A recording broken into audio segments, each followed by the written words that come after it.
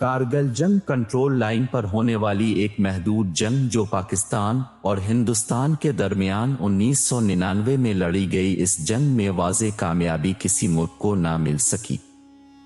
لداخ اور سری نگر کا واحد زمینی راستہ یہاں سے گزرتا ہے۔ سیاچین پر موجود بھارتی افواج کی کمک اور رسد کے لیے کارگل کا راستہ ہی بہتر راستہ ہے۔ کارگل تا سیاچین تک کا راستہ سال کے 10 مہینوں تک برف کی قید میں رہتا ہے اور صرف 2 ماہ کے لیے یہ شاہراہ سیاچین کے برف پوش پہاڑوں تک پہنچنے کے لیے استعمال کی جاتی ہے۔ بھارت کو انہیں مہینوں میں فوجی چیک پوسٹ اور فوجی یونٹوں میں کام کرنے والے بھارتی لشکر کی خوراک اور دیگر ضروریات کو سیاچین کی چوٹیوں تک لے جانے کا ٹاسک پورا کرنا ہوتا ہے۔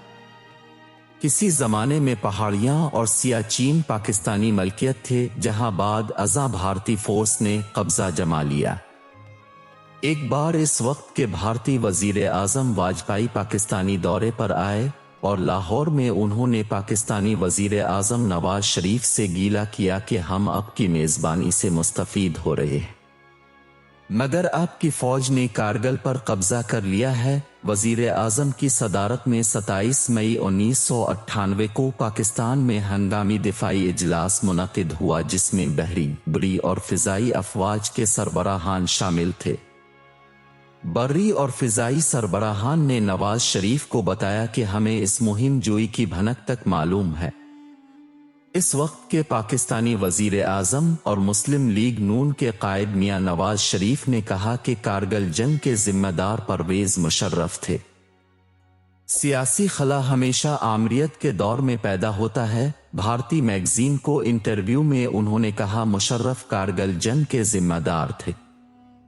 جب ان سے بھارت کے قومی سلامتی کے مشیر ایم کے نارائن کے اس بیان کے بارے میں پوچھا گیا جس میں انہوں نے کہا تھا کہ پرویز مشرف کے استعفی کے بعد پاکستان میں سیاسی خلا پیدا ہو جائے گا، تو اس کے جواب میں نواز شریف نے کہا کہ سیاسی خلا ہمیشہ آمریت کے دور میں پیدا ہوتا ہے۔ پاک بھارت مذاکرات کے حوالے سے انہوں نے کہا کہ دونوں پڑوسی ممالک کے درمیان امن عمل جاری رہنا چاہیے۔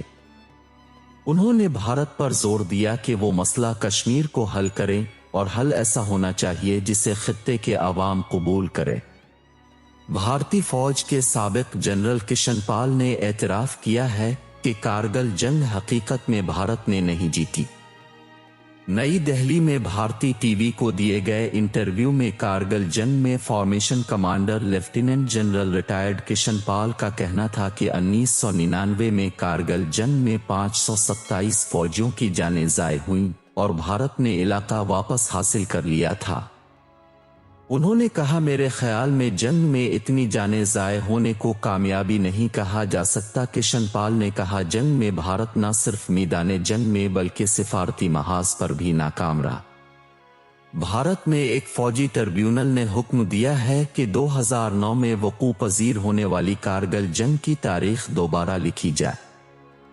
فوجی ٹربیونل نے یہ حکم اس انکشاف کے بعد دیا کہ کارگل جنگ میں باٹا سیکٹر میں تعینات بریگیڈیئر دیویندر سنگھ کی جنگ کی رپورٹ کو لیفٹیننٹ جنرل کشن پال نے تبدیل کر دیا تھا، جس کی وجہ سے یہ رپورٹ فوجی تاریخ کا حصہ بن گئی۔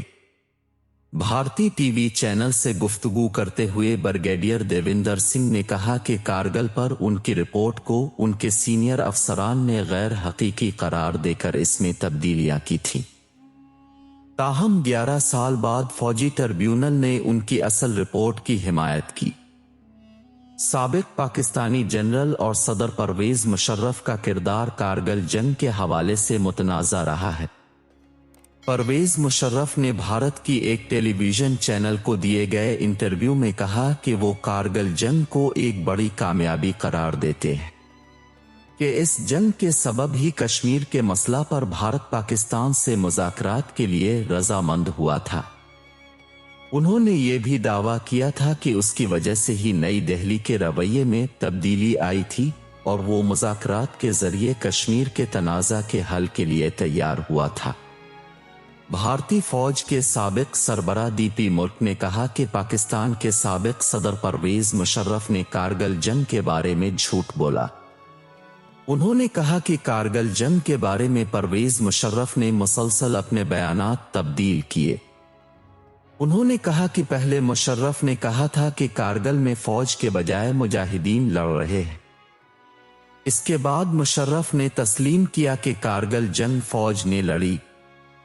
کارگل کے ذریعے کشمیر کے مسئلے کو عالمی سطح پر دوبارہ اجاگر کرنے کے پرویز کے بیان پر تبصرہ کرتے ہوئے انہوں نے کہا کہ کارگل میں پاکستانی فوجیوں کی ہلاکت کو پاکستان نے تسلیم نہیں کیا اور ان کی لاشیں وصول کرنے سے انکار کر دیا۔ 10 فروری 2008 کو نئی دہلی میں اسرائیل کے سفیر مارک سوفر نے ایک چونکا دینے والا انکشاف کرتے ہوئے بتایا کہ ان کے ملک نے 1999 میں پاکستان کے ساتھ کارگل کی جنگ کا رخ بدلنے میں بھارت کی مدد کی تھی۔ کشمیر میڈیا سروس کے مطابق ایک اخبار کو انٹرویو میں اسرائیل کے سفیر نے بتایا کہ کس طرح کارگل کے بعد دونوں ملکوں کے دفاعی تعلقات کو فروغ حاصل ہوا، جب اسرائیل نے ایک نازک مرحلے پر زمینی صورتحال بدلنے میں بھارت کو بچایا۔